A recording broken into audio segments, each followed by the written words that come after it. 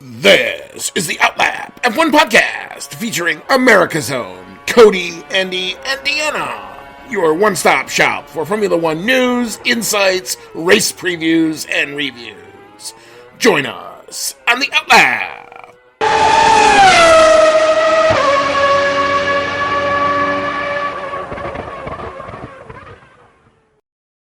It's been 90 plus days since the checkered flag fell in Abu Dhabi, and we have to wait a collective one more to have an official F1 session on our hands at a race weekend. This is the Outlap F1 podcast. This is our season 7 episode number 2, and it's our first official preview episode of the season. The 2025 Australian GP is on this weekend, and we are pumped about it. You've got Andy and I'm along with Cody tonight. We are both in our respective team gears tonight. I love to see it. Cody, sir, how's it hanging and how you doing? I'm doing great. It is a little bit of a feeling of like so close yet so far because race isn't until Saturday night for us, very late. So I'm going to be doing the thing where I'm just sitting there twiddling my thumbs as the whole day goes by. Being like, Yeah, I actually made sure, because I think FP1 starts kind of almost in prime time, that I bought enough of takeout so that I have enough for tomorrow. So I made sure I have meal ready for tomorrow. All I have to do is come home. Don't have to cook, throw it in the microwave, 5 minutes, boom, done. Ready to take in all of the F1. And the season is on us. The teams are ready. The stories have been written. And boy, here we go. We got actually a lot of news to cover, believe it or not, because they all got to Australia. They all started making headlines. So we're going to get into all that in just a little bit. But if you have found our show, welcome along. And also breaking Outlap F1 podcast news. We are now on Blue Sky. Launched it last night at Outlap F1 podcast is the handle for all of that. You can still, of course, find us on Twitter or X or whatever Elon Musk wants to call that thing, but we're still there. We still do pump out some content over there. We are also on Instagram, sometimes on Discord, Reddit, and, of course, YouTube. Again, the handle for all those places, it's really simple, at Outlap F1 Podcast. You can also see our link tree, which will take you to the respective places. I need to put the Blue Sky in the link tree, so I will do that and get you on there.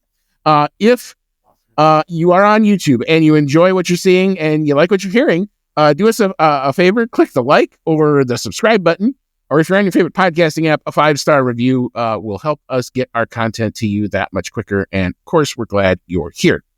You can email the show as always, chatnow@outlapf1.com. Outlap F1 Nation, who continues to support this show. Thank you so much to everybody involved, including Dean Warwick, Yuri Joel Chester, Paul Weaver, Quentin Warden, trying to get back into mid-season form here, Kevin Kelly, Regan Stanzik, Timothy Brown, and, of course, Jonathan Scott. If you'd like to become a member of that Outlap F1 Nation and get a shout-out, you can see our anchor page. I leave it in all the show notes on all the platforms where we post our stuff. $1, $5, all goes into trying to make the show better, keep equipment up to date, make all of the appropriate updates as they are needed. I guess that's just about it. We will hop into all of the news. The big one came across about mid-afternoon here. We got to love this Australian time change for us. Oscar Piastri has re-upped with McLaren on a multi-year extension. While the exact terms were not officially disclosed in the press release, it will definitely carry well into the next set of regulations. Per Oscar Piastri, he said, quote, "It's a great feeling knowing I'm part of McLaren's long-term vision. The team had the belief in me when we signed in 2022, and the journey we've gone on over the past 2 seasons to help McLaren return to the very top of the sport has been incredible. There are so many talented and special people working at the MTC who have helped me to become a Formula One race winner very early in my career. Therefore, I am proud to be continuing to represent this legendary team for many years to come. I'm excited to fight for the big prizes as a McLaren driver, and after last year's fantastic achievements, it has made me even hungrier to stay at the sharp end." So, the MCL boys have not locked down Zach Brown, Andrea Stella, Lando Norris, and now the final piece of the puzzle, Oscar Piastri. Are we seeing the beginnings of a long-term thing? Hopefully this is long-term success for them, or is it a little bit too eager? I've seen some reaction a couple of different ways, but Cody, what's your take on it? Nah, I think this is great timing. And you have to imagine that they had this in the works and they're releasing the information just in time for the Australian Grand Prix weekend, where it is Oscar Piastri's home Grand Prix. So it's a little bit of icing on the cake for him to have that deal squared away. And I think this is a very good thing because, like you said, all of the big players in the team, drivers and otherwise, are now locked in for a pretty good term now. And we've seen pretty promising things from Piastri the last couple seasons, especially last year, where he was taking the fight to Lando Norris and Charles Leclerc for race wins and looked very good. So I can only think of this as being a great thing for McLaren. Yeah, I kind of view him as kind of the quiet assassin kind of on the team. He doesn't say a whole lot, but boy, does he talk on the track sometimes. I still tell people, watch the move in Austria. After the whole Lando Max kerfuffle, and while they're busy trying to lift themselves back to the pits, watch the move that he pulls on Carlos Sainz to get the second place into that race. It is not in a passing area, not where you'd expect it, and he did it on the outside and he made it stick. The guy definitely has, I think, a lot of the racing goods. It's still a little bit raw, but that's okay. He's got age and youth on his side, and he's only getting more experience every round he competes in. So I think this is the team telling everybody, hey, we're all in with this lineup. And don't worry, we're going to manage. Obviously, we're going to have competing drivers going against each other, but you know what? They're going to work together too. Otherwise, if they didn't think they could do that, they wouldn't do it. Well, obviously, you're hoping for that. At least I am. Well, it could turn into a Hamilton versus Rosberg situation where they start, beating the crap out of each other and their cars on the track. But this might not be the best year for them to do that because I don't think they have quite a big enough lead in terms of... Yeah, I don't think they're going to see them 20 seconds up the road where there really isn't anybody else to do it. I think there's going to be enough competition that they're going to have to figure it out, at least amongst themselves. Maybe there's a move here and a move there, but I don't think they're going to be nipping at each other all over the place. And if they do, I think the orders from on high will come down that basically says, look, knock it off. But, that all having been said, again, I as a fan, I am loving the fact that they lock down all of the right people that they need to lock down. You signed Zach Brown to a long-term extension. You signed Andrea Stella to a long-term extension. You did the same thing with Norris. And now you're doing it with Piastri. And he was kind of, his contract, it had even another year on it. But why not get it done now? If there is such a thing as a hometown discount, you might as well get it now before his stock goes way too high. That's a thing. I mean, he could easily have priced himself out of that team and gone to somewhere looking to, a young team, maybe a Cadillac next year. We're going to talk about them in a little minute. Could have been in the runnings for a guy like him. So, I think it's a good move all the way around. I was excited and happy to see it. All right. Speaking of people who will be sticking around, Stefano Domenicali will also be sticking around. So that broke earlier today. Don't know how we all feel about that, but he will continue to act as the president and CEO of Formula One through 2029. That appears to be the new cliff date for a lot of these contracts, a lot of the extensions, maybe the end of the next rules package. Be interesting to see where it all goes from here. Liberty Media rewarding Domenicali with the extension based on the F1 revenue growth over the course of his tenure. Interesting to say whether it's all due to his efforts or whether he kind of lucked into a good situation, i.e. a Netflix show that kind of helped the sport out a bit. Might have something to do with it. I don't know how much Domenicali was involved in that, but he did say he is honored to continue to lead this incredible sport, which he loves and has been a part of his life since his childhood. He's grateful for the Liberty Media team and their trust. Cody, we know that him and the FIA sometimes have spatted a bit. Do we see more of that? Or now that he's kind of a made man, does he try to put his foot down on a couple things? What do you think is going to happen here? I would hope he would put down his foot on a couple things because I would say that he has to take some credit for what Formula One has fallen into lately, which is a time of great success for them, becoming much more present in the media, and helped along with better media contracts that have developed and things like Drive to Survive, making the sport more popular. Yeah, he might not have been directly involved, but he's definitely involved in some capacity with that stuff. And so I think it's a situation of, if it's not broken, don't fix it. And he is someone who has a long history in the sport, which I think is very important for someone who's going to be representing F1 as a whole. I do think that he has not really been vocal enough in support of the drivers on the complaints they have with regards to how the FIA is handling things. In my humble opinion, I think Mohammed Ben Sulayem has a lot more to worry about in terms of his renewing of his position. If I remember correctly, they're coming up to some kind of election for that position. He's going to get an election at the end of the year. Probably midpoint of the year is when you kind of usually have it. Yeah. I think his original term is supposed to end after the season. I think his position is probably the one that's going to be more interesting to see if it changes.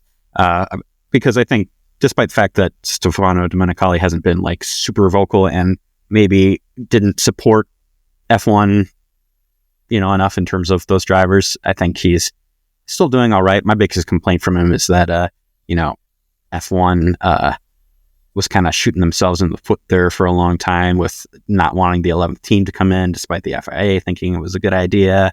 And you talked about it many times about how that we thought that an 11th team coming in could only be good for Formula One, and that, screw your slice of the pie getting a little bit smaller. You're going to make it back because you're going to be bringing just that much more audience to the sport if you have an American team involved.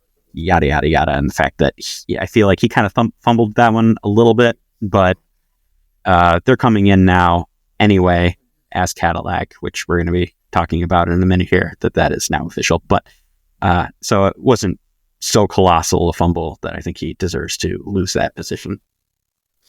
Yeah, I think overall, if I look at the work as a whole, I think, like, is the sport better with him than without him? I think the answer is a yes. I think you kind of have to give him that. Now, as the stuff that kind of he was responsible for, the biggest one for me is where we go race. And I think for the most part, he's not perfect in this by any stretch. There's a couple things that they're doing that I don't always agree with.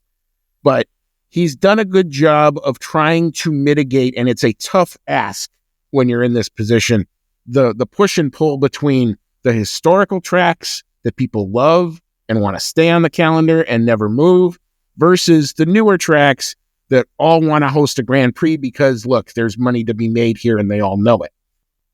He did manage to get Miami going. That we didn't know was going to be a Grand Prix that was ever really going to happen. Maybe it's good, maybe it's not. It's here. Same thing kind of with Vegas. Now, that's kind of going to be his next big test, I think, is what happens with the Vegas deal. I've also seen that Las Vegas has come out with a bit of a restructuring of their ticket pricing, which also kind of says, yeah, maybe we aim just a bit high on that one. So maybe it actually is the beginning of kind of the tickets coming back a bit, which I think overall, that's a market doing its thing. That I think is actually good. They might actually get, regular fans that might be able to actually afford to go. Maybe. We'll see. You're telling me I might not have to take out a loan to go to the Las Vegas race? Yeah, exactly. Yeah, well, there's some other places where I think you still do, but that neither here nor there. But, I think overall that's pretty much a good thing. He has brought the sport to more places. He did get, he re-upped at one point the ESPN deal, which I think has been big for the U.S. He's definitely got the U.S. more exposure. And I do think he's kept a lot of the historic circuits. I don't like what they've done with Spa. That's the only one that kind of, lands in my area and go, they're going to do this alternating thing with them and the Dutch Grand Prix in the next couple years. And we've seen that happen with the German circuits, and it went for a couple years, and then all of a sudden neither one of them could live up to their end of the bargain, so to speak, and then they both fell off. I hope that doesn't happen here because Spa is a really historic track. It usually has some great races involved with it. I don't want to see it fall off the calendar. It's going to kind of suck when it does. The other thing, and this is just, if I'm really, really being old school, even though I like them in general, are some of the street races. I don't mind Azerbaijan. I like it. I don't mind Vegas. I think that actually was a pleasant surprise the 2 times we've been there in terms of the actual race product. But, there is you've got tracks that could host races versus, making new ones at street races. We're going to see what happens with the new Madrid circuit when that comes online in a year or two. So, there's a lot of unanswered questions. I don't think his grade isn't done yet, but he's obviously going to have the time and obviously not the clout to do the job. So I guess it's probably positive, I think, overall for the sport. All right. Speaking of that 11th team, the drama is officially over. Last year, we started the year with me ranting and raving about how stupid of a decision that Stefano Domenicali made about why they weren't admitting the 11th team in. And 360 days later, the 11th team is now officially a member of Formula One and will join the grid as Cadillac F1 in 2026. That announcement came out, of course, in pure Outlap F1 podcast fashion as I was posting our first episode. So, yeah, there you go. Now we can actually talk about it. The big question, I think, surrounding it is now we have 2 new seats. There are lots of drivers who found themselves without a home or maybe in a reserve role. And I can just think of a few. I would say Sergio Perez, Guan Yu Zhou, Valtteri Bottas, all I think would raise their hands and say, hey, you got a seat. I think I'm willing to sit there. And don't forget about Colton Herta, too. If he can get his super license stuff taken care of, he's an American. It's an American F1 team. We don't know what direction they're going to go in. But, Cody, who do you think are the early favorites to be in the Cadillac seat? And who would you like to see in that seat? I'm maybe, going with a little bit of a Hail Mary on this one. But there is method to my madness. I think the 2 seats, at least in the beginning for Cadillac, are going to go to Kevin Magnussen and Guan Yu Zhou. Wow. Okay. Explain. Expound. I like the idea. The big thing on that is that they both have very recent experience in Formula One. They're both out of a seat for this year, so they're both going to be probably wanting to make their way back into the sport. Kevin Magnussen is, getting a little older, but I mean, there's people in the sport who are older than him and still kicking ass and taking names. And we like to see what he does on track. He's a very fun driver to watch because he's a little crazy sometimes.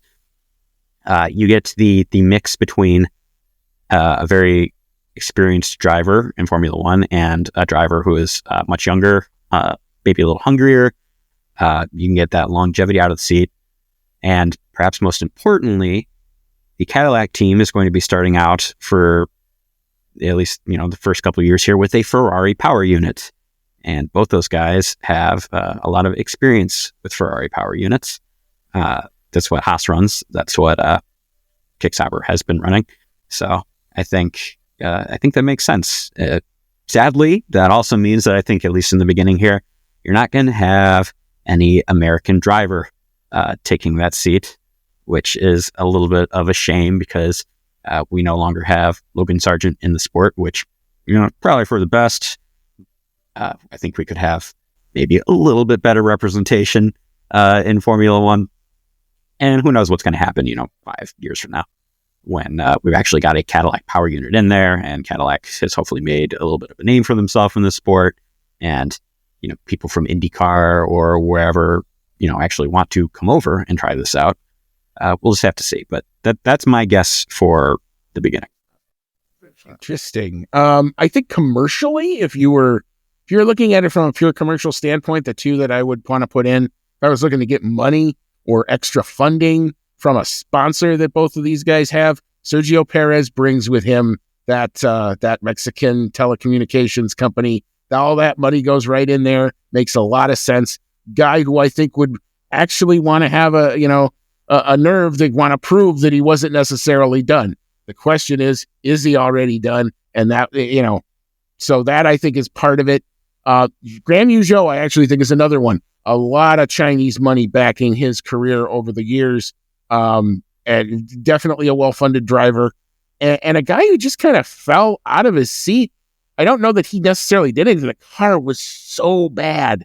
I don't know that there was anything that I looked at and said, well, that was clearly on Guan Yu Zhou, and therefore he doesn't deserve to be in the sport anymore. I think anybody who drove that Kick Sauber, both him and Bottas, probably did yeoman's heroic work just keeping the damn thing on the track. It looks like both their guys this year are going to kind of do more of the same. So, yeah, I mean, my guess, simply because I think they're going to want to go where the money is, at least early. I think the early favorites are Zhou and Perez, if it's going to be an all F1 lineup. If you're looking for an American presence, and they have to decide what they want in terms of a driver. I mean, this is, I think, the big call. I think Colton Herta is probably the most ready at IndyCar. I know Pato O'Ward has had some time. Well, don't forget about Alex Palou. But I don't think they're going to be able to get Alex Palou. I think unless they throw a lot of money. He's busy winning everything there is. Yeah, I know. He's kind of busy winning everything right now in IndyCar, and he's kind of turning in the Verstappen of the IndyCar scene. But don't also forget about Valtteri Bottas, who, has had driven different power units throughout his career, brings a good chunk of experience, maybe a guy you build around. If you're going to bring in a Herta, I think you want to pair that with a very experienced driver. So it's either Zhou is your young driver, or I think it's Colton Herta is your young driver. And I think then your older statesman, you definitely want to pair them with somebody who's been there, done it, knows kind of the terrain. Valtteri definitely knows the terrain, and so does Sergio Perez. So we will obviously keep our eye on it. The second we hear anything about that, we will obviously pass that along to you. All right. So speaking of the Kick Sauber team, their new team principal will start in about a month. The gardening leave is well underway and almost over, but Jonathan Wheatley has now been confirmed and will be on the pit wall, I think, in the Chinese Grand Prix. I believe that was the announcement that Kick Sauber made. So some rescue for that team who probably need a bit of good news. Cody, what's your thought? I think he's going to be a good team principal there. He's got a lot of experience working at a top team. He was the sporting director at Red Bull for a long time and seemed to have gotten frustrated with the lack of being able to move up any further within the team. So I think it's great for him that he's getting this team principal opportunity at a team that has some promise on the horizon.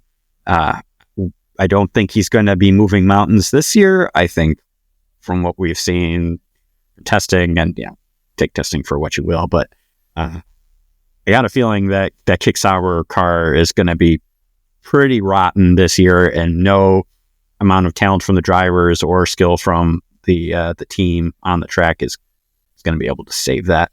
I think that's going to take the full-on Audi investment and design and power unit and everything to really get things turned around there. But I think he is a very good starting point.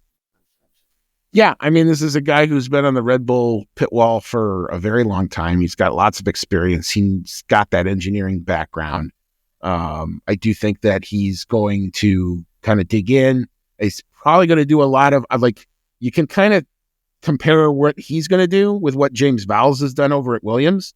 And you kind of see it take almost 2 years to really, now we're finally starting to see the actual effect, because I think the first year you're literally digging through all of the gunk and crap that goes on at a team that struggles like they did and like Williams was doing for a very long time. So I would kind of expect 2025 to be a lot of that. I think you'll probably see them try some, if they're going to upgrade the car at all, you're going to try some home run stuff. Maybe it works. Maybe it fails miserably. We don't know. And then they're going to probably put all their eggs in their basket for 2026. And I think you're going to see them make that call very, very early on in the game. Bring in Audi. Let's see where that goes and see if they can, start the long climb back up to at least respectability. So, yeah, I do think this is a guy, if you want to have a guy who's going to know how to do it, it's definitely Jonathan Wheatley. So it's a good start, but there's a long journey ahead of that team. All right. Well, if you needed the primer to get all riled up before this weekend, we kind of had it last weekend. All of season think it's 7 of Drive to Survive. All dropped, all 10 episodes last Friday. I did spend a good chunk of when I wasn't committed in other places of my free weekend watching most of it. I actually did get through all the episodes. I thought there was some good. There's some things, of course, that always annoy me about Drive to Survive. But Cody, of what you have seen so far, what were your initial thoughts? So I've only seen the first 3 episodes so far. I see a lot more of the same that we've seen in previous seasons of Drive to Survive. And I will start off with saying that I am enjoying it. And I think I'm enjoying it more than last season's Drive to Survive, which was fun, but I had some issues with it. I think that the stories that Netflix had to work with from last season were better. 2023 was pretty much all about Red Bull winning absolutely everything. And of course, that wasn't featured at all for the 2023 season of Drive to Survive. So they were kind of like going every direction but that. And for 2024, they had a lot more to work with. The rise of McLaren, the falling of Red Bull, the whole Lewis going to Ferrari, and what is Mercedes going to do about that? That was the last episode that I watched, was all focused on who is Mercedes going to find as their replacement for Lewis Hamilton, which is not an easy person to replace. And as we all know, they ended up going with Andrea Kimi Antonelli, and whether they thought that George Russell was going to be able to take the mantle of leading that team. And I thought that was a pretty well done episode. But what we do see more of is Netflix, kind of using liberties to make the narrative into what they want it to be. So it's more exciting for a television audience. You're more casual Formula One fan. And the thing that I took out of this last episode that I watched is anyone who is watching Formula One knows that George Russell, had a miracle first place on the track finish at the Belgian Grand Prix last year, only to be disqualified. And then the race went to Lewis Hamilton. And since this was all about can George Russell lead the team, they just kind of didn't say anything about the disqualification bit. It pretty much just made it look like, yeah, he won the race and that was that, which I thought was, a little bit misleading. And, it does go with the narrative that they were trying to make, that he is, going to be leading this team starting this year, and that he really did have a fantastic weekend. But, you're not telling the whole story. And that's something we see a lot of in Drive to Survive, kind of using edits here and there to not tell the whole story for the sake of making things what they want for television. Making it fit. Yeah, there's definitely a lot of that. There were 3 times over the course of this where I actively yelled at my television. One was, and we kind of talked about it when we were setting this up. One was the Lando victory one, where they made it look like it was down to the wire between Lando and Max. And yes, there was the restart, and it was close for 5 corners. And then Lando kind of sort of drove away. And I remember all the shots of Lando winning. He's the only car in the shot. So that was interesting. I guess, and look, I try not to harp on this too much, but if you're going to watch Drive to Survive and you hadn't watched anything, you're not going to know the difference. So what does it matter? And if that's the audience that they're really going for, fine. When I look at it, I kind of realize that I have to kind of go into a temporal nexus, because time has no meaning here in a lot of ways, because the cutscenes, Lando's winning, and then they showed the cool down room from Singapore where Max was a little bit miffed because he lost by a lot more than the one in Miami. Max was happy as hell for Lando. Everybody else was happy as hell for Lando. It was a feel-good story at the time. There was no reason to put the underlings of the rivalry. The rivalry really hadn't started yet. The rivalry, if anything, kicked off in Imola more than anything else, and then definitely in Austria after they went there. And that part's fine. But it's like you didn't have to do that extra bit of drama just for drama's sake. There was plenty of drama throughout the whole course of the season. Speaking of that, they acknowledged the Christian Horner issue because it did dominate that first week, and you could not tell the story and not do that.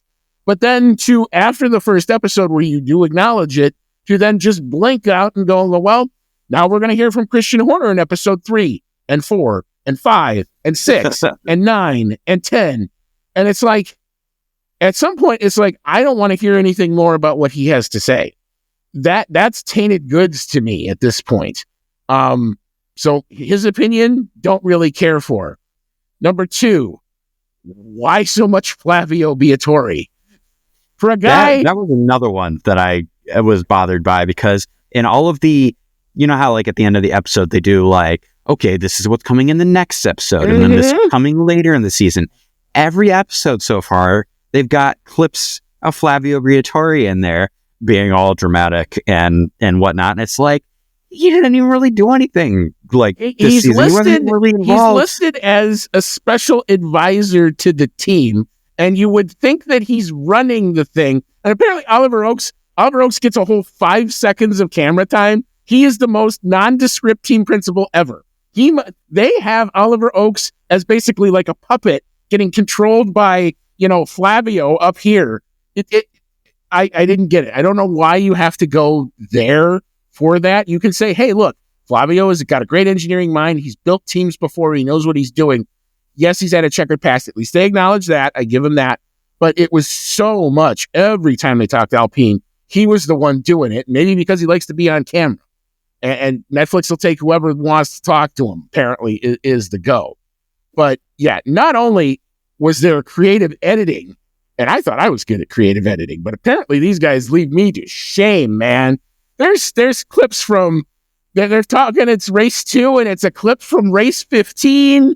And if you actually pay attention to anything, you realize how weird they are with time. So again, temporal nexus there. And I didn't think they had to do it. I got why they had to do it in 23, because look, when you have 22 of the 23 races all have one guy winning it, yeah, you want to mix it up a little bit. I understand that. There was plenty in 2024 to talk about. How hard was it just to tell the story? The other 2 ones I yelled at. 1, they didn't mention George Russell getting disqualified. 2, the whole thing with Max being mad at Lando for winning in Miami. That didn't happen. And 3, they did a good job of telling the McLaren debacle in Hungary. And we talked about it at the time, and I thought what they did was actually quite fair, made sense. They were then going to pivot in that same episode, and if you haven't seen it, I'm going to give some spoilers, so I'm sorry. But the next time they come back to them was talking about Azerbaijan, where Lando does the team thing and holds Sergio Perez up, and Oscar Piastri goes on to win. That's all fine. But what they also just skipped completely over was, why was Lando in the back? Nobody tells anybody anything. They made him look like he botched the qualifying when it was a yellow flag. It was a 1 in a million shot where he's going through the sector as the yellow flag comes out and he lost his last lap. How hard is it just to even say that? Just to say, this is why he's starting 15th. Then it starts getting weird with the rules and stuff, and maybe a casual fan isn't going to want to listen to all that. At least show that, or show the reaction. You can have a good shot of Lando saying fuck, because, that was their other favorite thing. You saw a lot of swearing. Sorry, MBS. There was swearing in the car. What are we going to do? Oh my God. But, anyway, again, if it's your cup of tea, you're probably going to like it. I thought there was some interesting things. The most interesting episode I thought of the whole lot was actually the episode they did around Singapore, where they gave a bunch of different drivers kind of tell their own story of it. And I also didn't realize how physically drained poor George Russell was at the end of that race. that was actually real, and they covered it, and I thought they did a good job. And I like that that was a creative episode that I thought went into the good column for them. So they are doing some nice and interesting things. It is kind of what it always is, but it's F1 cars in UHD and great sound, and Netflix does a good job. So, I enjoy it, but it also sometimes makes me maddening at the same time. But that's just how I am with F1. Maybe that's a me thing. if you like the pretty side of fast cars going around tracks really fast, then yes, it is glorious. And I've been watching it on my nice big, pretty expensive 77-inch OLED TV, and it looks glorious. So if you're into it for that side of it, then you will get a kick out of it. And I also know there's a subculture about watching what all of like the team principals are eating. Like I know there's a whole Reddit poll about that. So that's all there for you. If that's what you're into, it fully enjoy. There is a strange number of scenes of team principals just sitting there having lunch or whatever, or Toto shoving like food into his mouth as it's like falling apart and stuff, and it's like, oh, okay, cool, I guess. Like, that's a thing I didn't even realize was a thing until this show came out. I guess that's a thing. But anyway, enough about Drive to Survive. It's enough about getting primed. It is now primed we are now ready to actually get really primed for a race weekend. It is upon us. We're less than 24 hours away from pre-practice 1. I can hardly wait. So we're gonna take a quick break. We're gonna drop our green flag. We're gonna tell you all about the Melbourne track, back in its home as the season opener. We're also gonna preview the weather. Could Sunday throw a whole sort of monkey wrench into a lot of people's plans? Mother Nature is apparently going to show up on Sunday. We're going to talk about that. We will also then get into our predictions, which of course now are all over the place because we have no idea what the weather's going to do. So we could be really, really right or really, really wrong. But come on back. We'll talk about it. We'll also tell you where you can find your sessions if you're looking on regular cable. You might want to do F1 TV for this one because some of it is actually only on streaming, even though it's on ESPN Family Network. So we're going to talk about that. We'll get into all that in just a little bit. You are listening to the Outlap F1 podcast, and we'll be right back after this quick pit stop.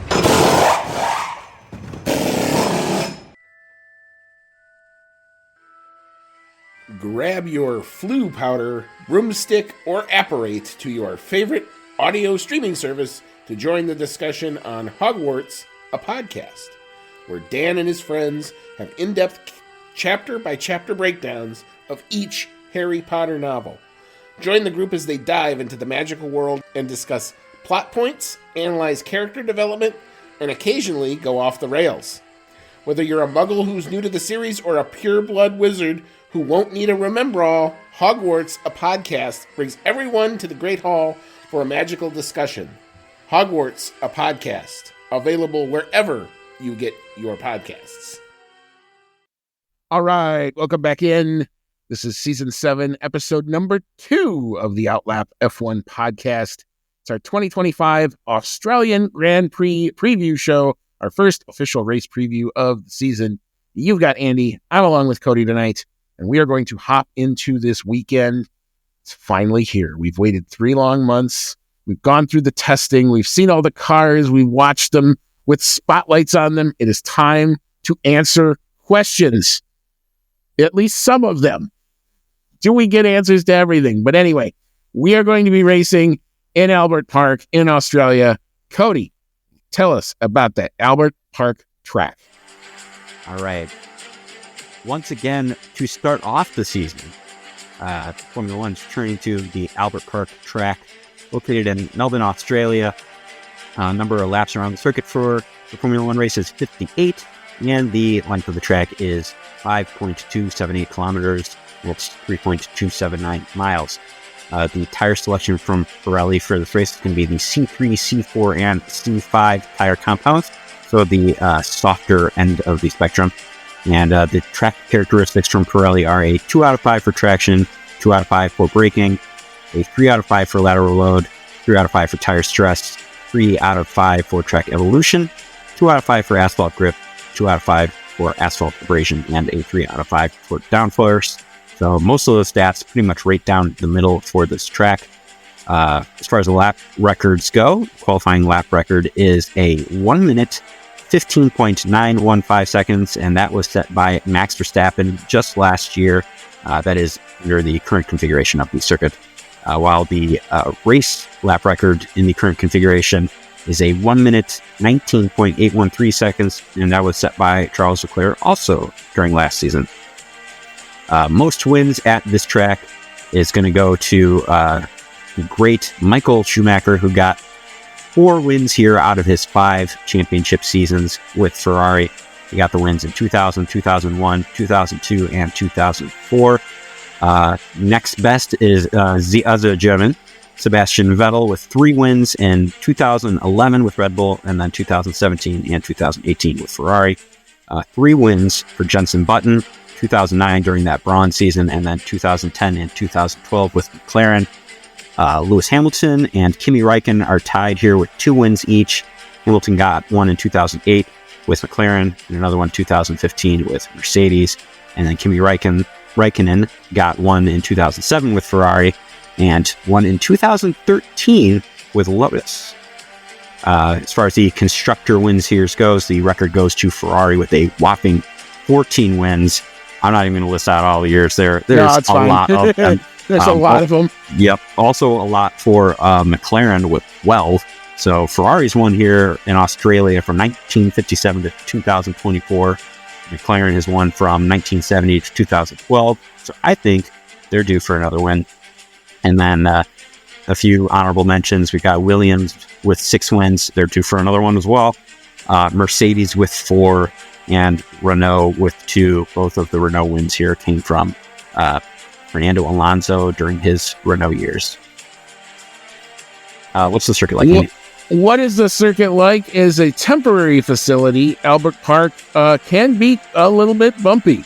There has been repaving in some parts of it, but while the circuit at the start of the weekend is often slippery, rubbering in as the sessions progress, does weather take all that rubber and wash it away? That will be the question this weekend.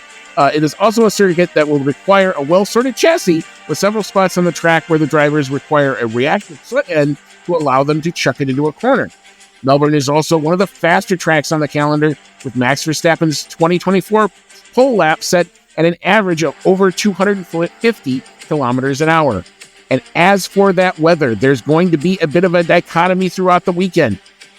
Friday, even though I don't have it here, is going to be pretty much right down the middle, sunny, 70-something degrees Fahrenheit, not a whole lot of weather, not a lot of wind. The storm is approaching on Saturday for qualifying, but it's going to be cloudy, but very hot. A high of 93. That's roasting. We have not seen anything like that in any of the tests. So this will be dramatically different from what they saw in Bahrain. The winds will be light and variable. Only a 7% chance of rain. And then Mother Nature may just show up and stay around on Sunday. This is the latest forecast as of now. Showers and thunderstorms in the morning will give way to steady rain in the afternoon. A high of only up to 75, so a lot cooler, a lot windier as well. Winds out of the west at 10 to 20. Chance of rain is being listed as 100%. So we know it's going to rain on Sunday. And it also says locally heavier rainfall possible. The last time I saw that was Brazil last year, and we all kind of know what happened then.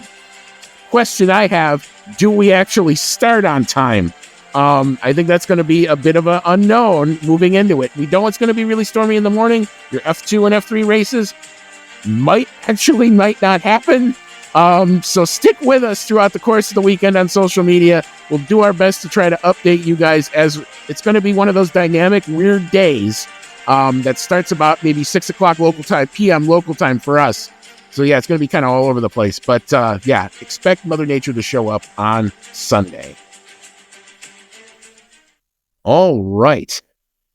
Well, with all that, now we have to try to predict what we think is going to happen after all that. So we have a bit of a task on hand here, but we shall start, as we are apt to do, with the 2024 or the pole sitter, and that pole sitter in last year's race was Max Verstappen, who set the lap record.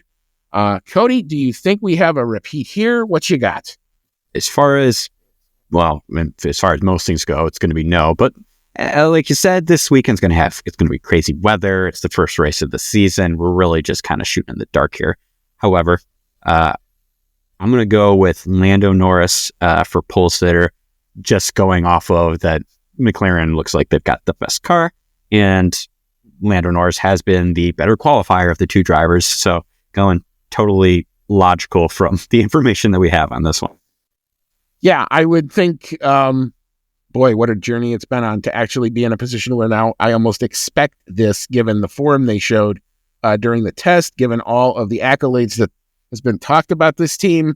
It would be kind of a shocker if they didn't somehow all put it together and get pole. I do think there will be a home crowd bump for one Oscar Piastri, but given the fact that I think Lando is still a little bit the better qualifier at this point, I am going to give it to Lando Norris. Not by much, though.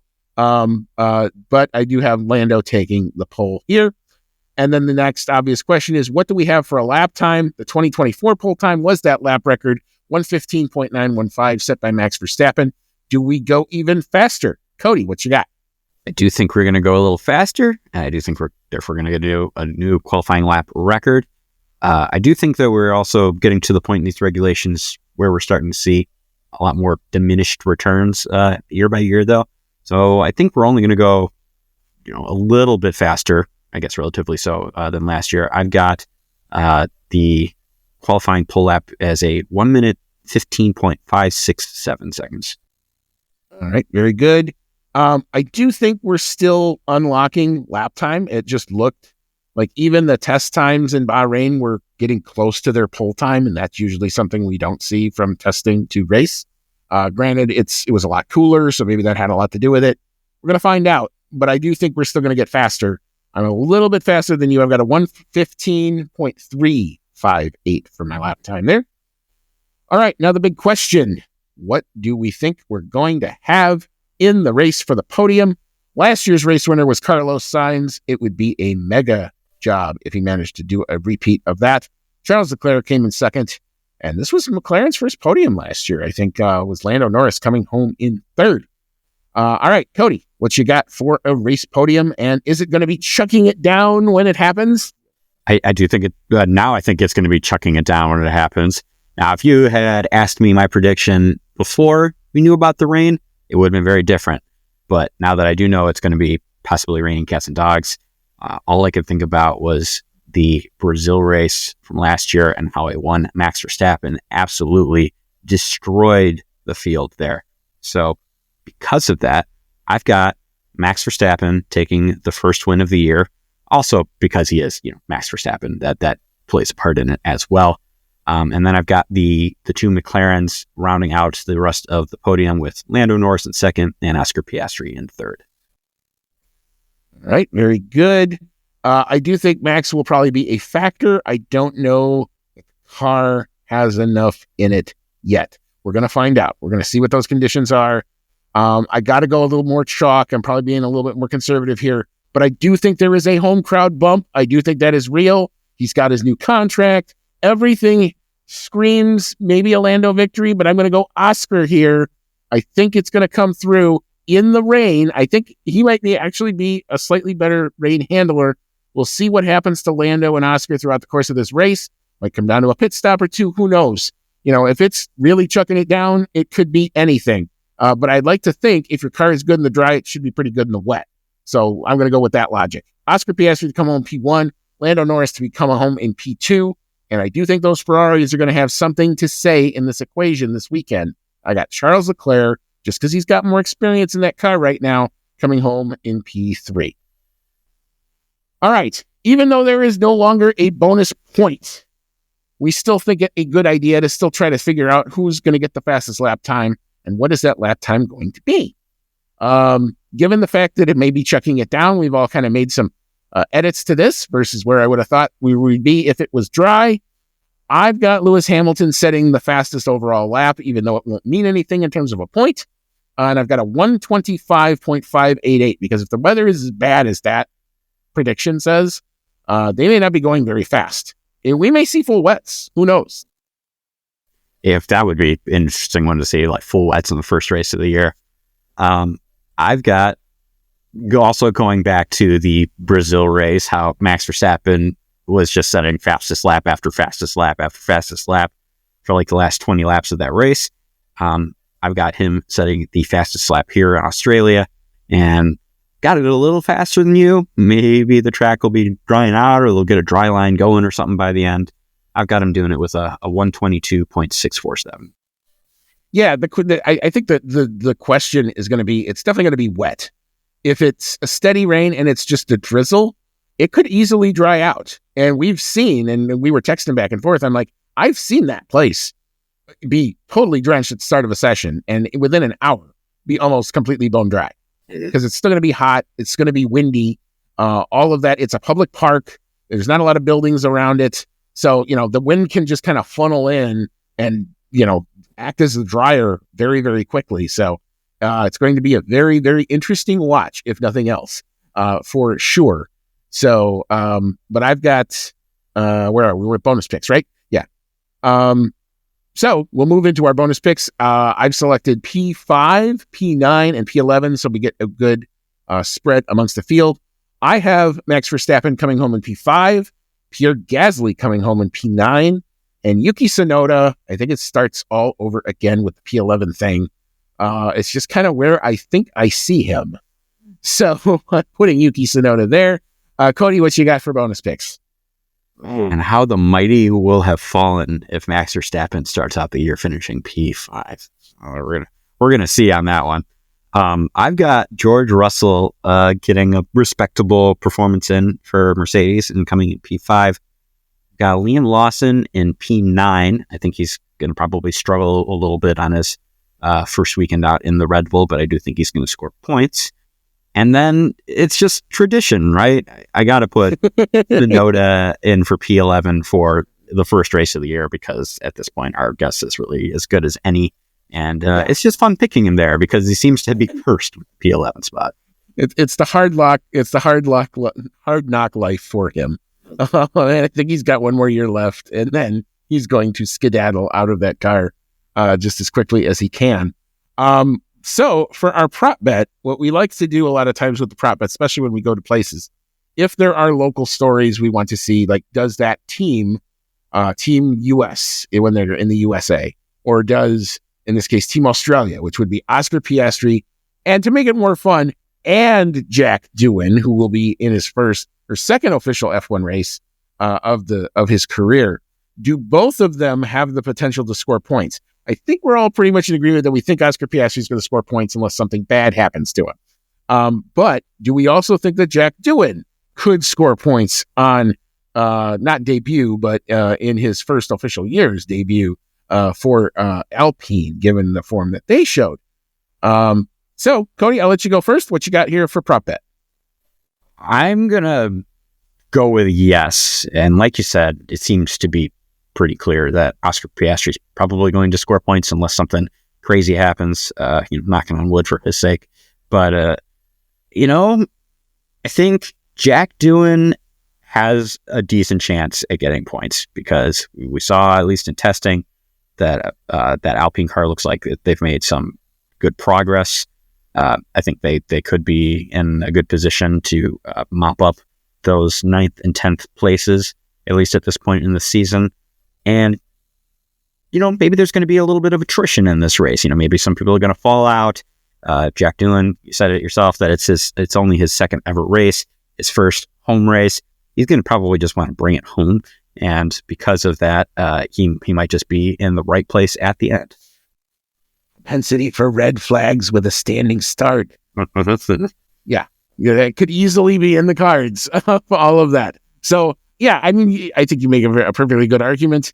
I don't know that I have total faith in him yet, especially given the form I saw. Alpine doesn't have total faith in him. I know, right? Exactly. Like, that's the whole thing. So, Flavio Briatore owns every millimeter that this guy does, and I don't think it's going to score points in at least the first race. I think that's a huge ask for him.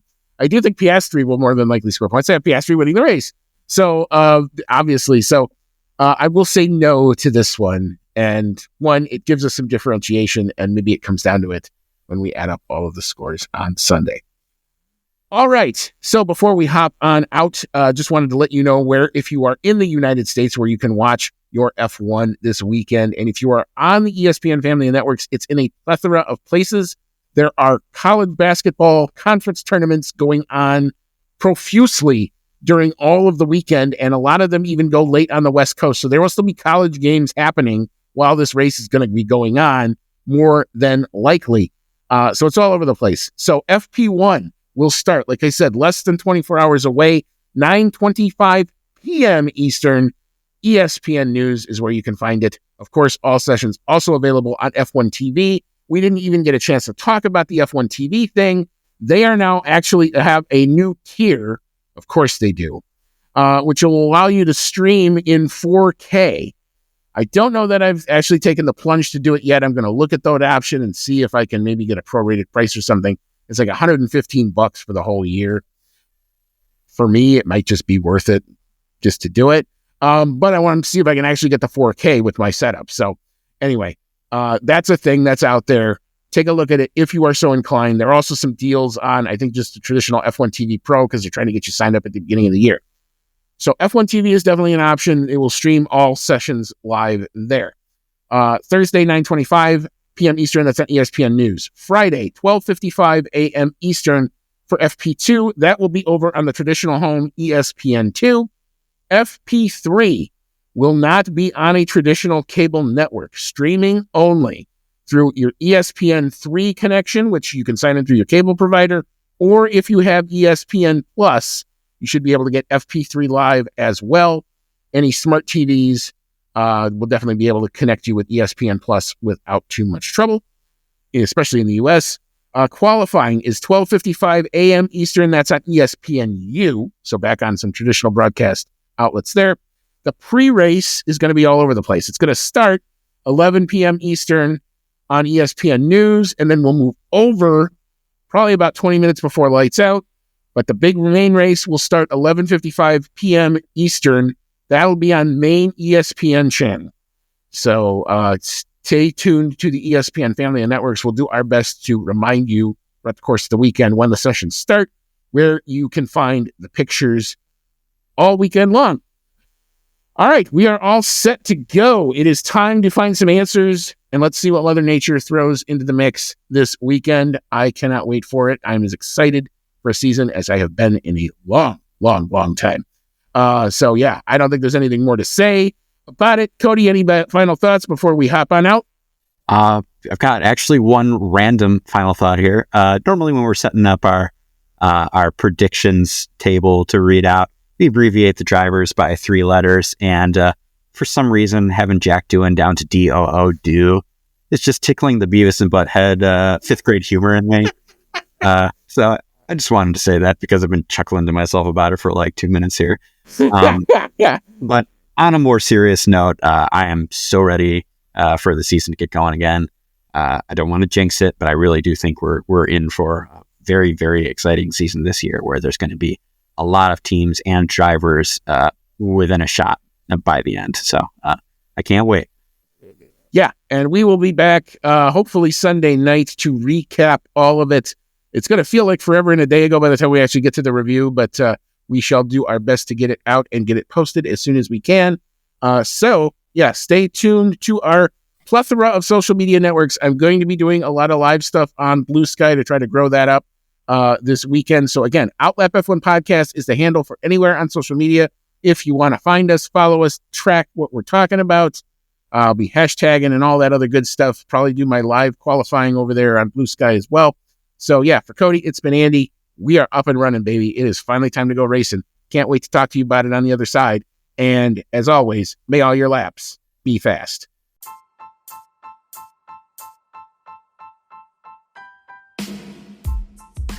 Thank you for listening to today's episode of the Outlap F1 Podcast. If you like what you heard, click that subscribe button and be sure to leave us a 5-star review. If you want to connect with us outside of the show, check out our website at www.outlapf1.com. Find us on Twitter and Instagram at OutlapF1 Podcast, or email us at chatnow@outlapf1.com. As always, thank you so much for your support, and we'll see you on the next one.